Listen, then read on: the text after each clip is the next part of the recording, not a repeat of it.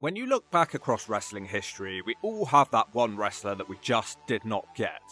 For me, it would have to be Katie Lea Burchill. She's massively respected and protected by the fans, and I just don't get it. I never have really understood the love and fan support she receives. Her TNA run was not good. Be honest with me, hands up, who remembers her lesbian time-travelling ghost zombie gimmick?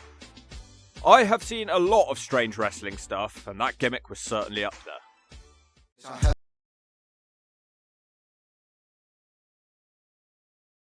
But I can barely even remember her WWE run happening. So for that reason, we've got to go back and watch it today and see if there was something that the Hawk missed and shove it a final grade. Off to 2008 we go. It's Katie Lea, the master of the biting spree. Katie Lea would debut with her half-sibling Paul Burchill in February 2008. The original plan for them was to hint at some sort of incest relationship between the two. Every brother loves to make his little sister happy. So whatever Katie wants, Katie always gets. But the timing ruined this incredible storyline as the WWE turned PG. So instead, they would end up just being siblings, with wealth. Match 1, 2-on-1 handicap match. Paul Burchill and Katie Lea versus Super Crazy? Not exactly the start I expected here. I like Super Crazy, he doesn't give a shit. He dumps Katie Lea with a waistlock, but it's the numbers, man, they're just too much for him. I thought she was in trouble when she crashes into the corner completely missing Super Crazy, but no, Pirate Paul has it handled. He holds Super Crazy still so Katie can hit a missile dropkick. He proceeds to stomp Super Crazy into the mat. She almost pukes with happiness as Paul tells her that she can make the pin. Well, I liked her dropkick, so it's a D. Match 2, 2-on-1 handicap match, Katie Lea and Paul Burchill versus John Cutler. This match has the worst commentary I have ever heard in my life. The King and Adam Lee just can't see eye to eye. And I guess this is a 2-on-1 handicap match here. Oh, Start to the match too, Jerry. Oh, Katie in the ring getting things done. yeah, that would be because it's a handicap match. The crowd continuously chanting "this is boring" doesn't help either. Adam Lee calls Katie Lea ugly. I did enjoy the double teaming for Katie and Paul, and she does a double stomp. Paul then wins by stomping the jobber into the mat. Another D. Match 3, tag match, Beth Phoenix and Katie Lea Burchill versus Melina and Mickie James. Katie starts out with Mickie. She gets head scissored away pretty quickly. Melina is too scared to join this match, allowing Katie to take over with a kick. Mickie starts dominating with the Thesz press and she hits a sloppy looking neckbreaker. It looks like Mickie is about to hit a DDT, but Katie shoves her away and Beth Phoenix clobbers Mickie from behind. Somehow, that's the 3. Worst match so far, and Katie Lea has a winning streak going now apparently. It's an S. Match 4, mixed tag, Katie Lea Burchill and Paul Burchill versus Mickie James and Mr. Kennedy. The men fight for ages until Katie forcefully tags in. Mickie James slaps her and it just turns into a catfight really. Katie misses a clothesline by miles as Mickie goes to town on her. Mickie almost gets the 3 off a neckbreaker and a basement dropkick. She looks to dive as Kennedy interrupts, spearing Paul Burchill off the apron. Mickie misses a dive and Katie drives Mickie into her knee for the 3. Wow, 4 matches and 4 wins. I don't think she can help it, but it's no wonder that Katie Lea looks so happy. A D, not really much to say. Match 5, Night of Champions 2008. Okay, so this is going to be like the big main event match of this video. The one where we should really see what Katie Lea is capable of. Women's title match, the champion Mickie James versus Katie Lea Burchill. Katie starts off with some nice roll-ups. Mickie seems shocked by them. Mickie tries her own pin with a bridge, which is somehow not even a 1 count. Mickie keeps going with a monkey flip. She can't hit the Thesz press as Katie dumps in Paul Burchill's pirate hat with fear and hides on the outside. This distracts Mickie, and then Katie gets a 1 count just by slopping on top of her. Mickie shuts her down with a snapmare dropkick. Katie runs away, which again distracts Mickie. Katie then hits a back suplex, making Mickie cry in pain. Katie now goes to work on Mickie's shoulder. Mickie gets a hope spot with a Thesz press before Katie takes her down again with a hammerlock. The ref keeps stopping Katie Lea, which helps Mickie hit a head scissors out of the corner. Both girls miss wild kicks. Mickie does a rough snapmare and drops her arm for a 2. Katie does fight off the Mickie DDT with an armbar. She tries to keep the hold on, but Mickie fights it off way too quickly with an arm drag. Then Mickie just escapes a back suplex and hits her DDT for the 3. Well, Katie did show some technical ability here, but nothing remotely exciting or entertaining. The match also looked a bit sloppy at times. I'll give it a generous C. the undefeated streak is officially over. Match 6, non-title singles match, Mickie James versus Katie Lea Burchill. Mickie almost beats her with some roll-ups straight away. Katie fights off a head scissors and sends Mickie to the outside where she hits some kicks. Katie then manages another counter with a sort of hip toss slam. That's about all she can manage as Mickie hits the head scissors and then wins with a diving Thez press. Well, it didn't even take a DDT to beat her this week. The Burchills are bad losers too, and Katie beats up on Mickie until Kofi Kingston makes the save. It's an S. Match 7, mixed tag, Mickie James and Kofi Kingston versus the Burchill brothers. The women start. Mickie does a Thez press. Katie better be careful or she'll be losing again. Mickie now hits a head scissors out of the corner. The men take over the match. The women get bored of waiting for their turn. Mickie drop kicks Katie off the ring apron. Paul Burchill beats Kofi with a net breaker. It's an S. Match 8, women's title match. Katie Lea the challenger for Mickie's belt once again. Not sure how she earned a title shot, but whatever. Much like the other matches, Katie just doesn't seem to stand a chance. Mickie hits a diving Thez press off the ring apron. Katie manages to recover in the corner and hits a net breaker across the ropes. No pin is made, instead she thinks about biting the crowd. Katie now hits a kick to Mickie James' head and then randomly she locks on a bow and arrow submission hold. Mickie flips out of that now into a 2 count. It's time for Mickie to make her comeback and she hits a head scissors out the corner and a net breaker for a 2. Surprisingly, Katie isn't quite done in this match as she nails a jawbreaker into a Northern Lights suplex for a 2 count. Burchill tries another net breaker, but this one is reversed and Mickie wins with the Mickie DDT. Yeah, the best match so far. Katie can clearly wrestle, but it's just rare that she gets the chance to show it. This one's a C. Match 9, tag match, Kelly Kelly and Mickie James versus Jillian Hall and Katie Lea, who don't get an entrance. Jillian is losing, so Katie makes a blind tag, but that doesn't help the team as Mickie head scissors and takes over both of them. Mickie now gets a 1 off a clothesline. Kelly Kelly comes in with a sunset flip on Winter for a 2. Kelly won't quit and she snaps off a Hurricanrana. She tries another one, but this one doesn't work with help from Jillian. Katie then hits an electric chair drop. The heels are in full control. Katie hits a backbreaker for a 2. I think she regrets her leg holders tonight. Anyway, Mickie gets back in with a head scissors on Katie and she is screwed. Mickie nails the Enziguri kick. Katie just can't get going as Mickie does a net breaker. Jillian makes the save for her, but they quickly get rid of her.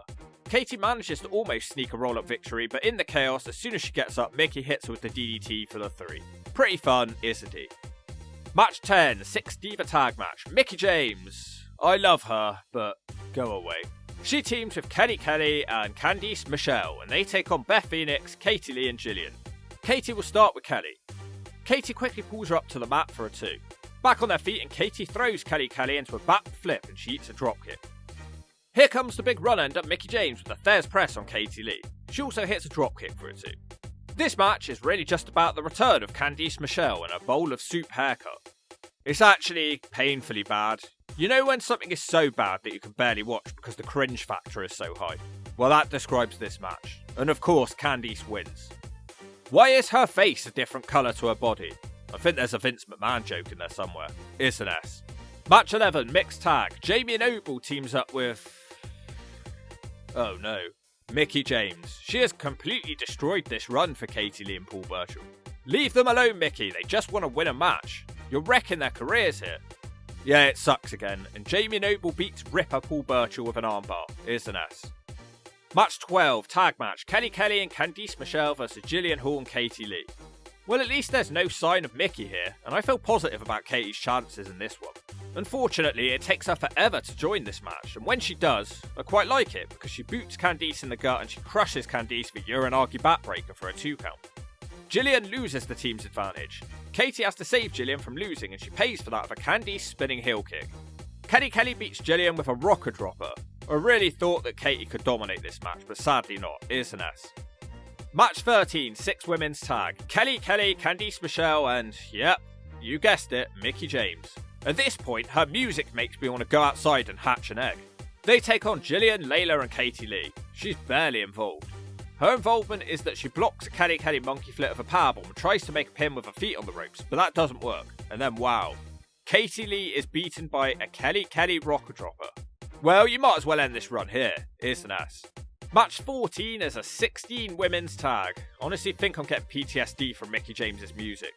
Katie gets destroyed by Mae Young, but at least Beth Phoenix rolls her up. So Katie is on the winning team, still an S.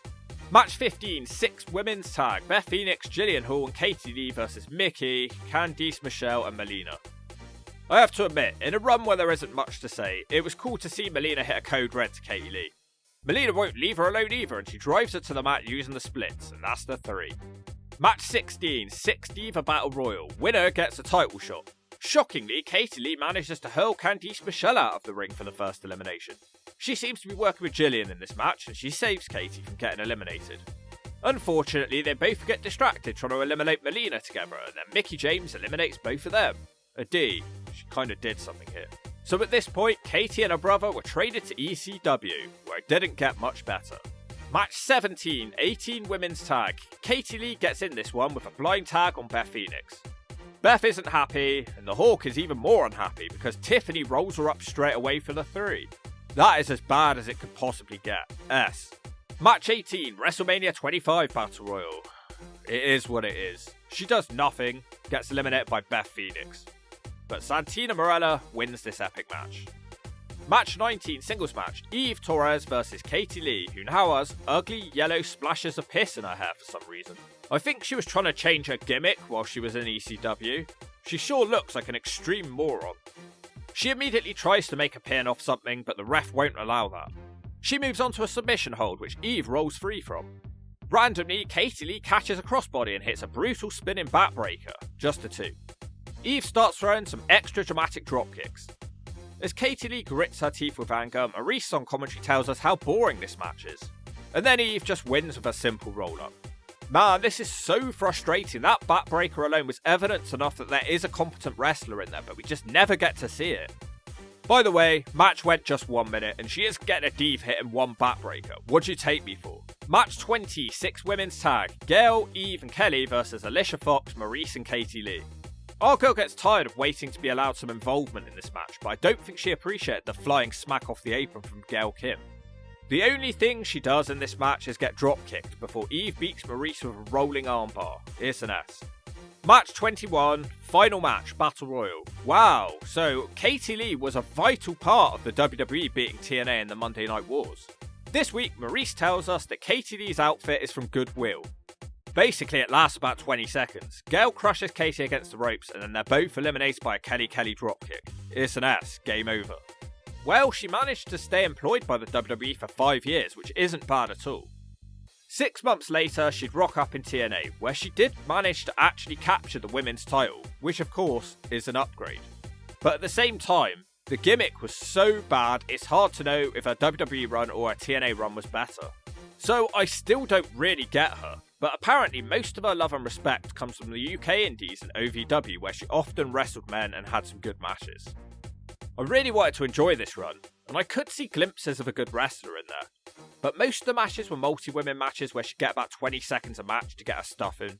I also think whilst there is a good wrestler in there, she's not so strong on the charisma front. The fans didn't really react to her that well. There wasn't really a single memorable moment in this WWE run. But you have to blame them too, because the WWE didn't do anything with her to explore her character further. At first they tried to make her into an incest girl, then she was a rich girl from Chelsea, England, and then more of a gothic presentation. But there wasn't any effort behind any of these characters. When you think about the divas that are around in this era, I'm pretty sure Katie Lea would be low on most people's memories. So not a very impressive collection of matches. I know people do like her, but I can only score what was in front of me. So I'm shoving her in the zone, but of course, let me know what you liked about this run and why I'm wrong. And if you don't agree with that, I'll take off your girl's thong.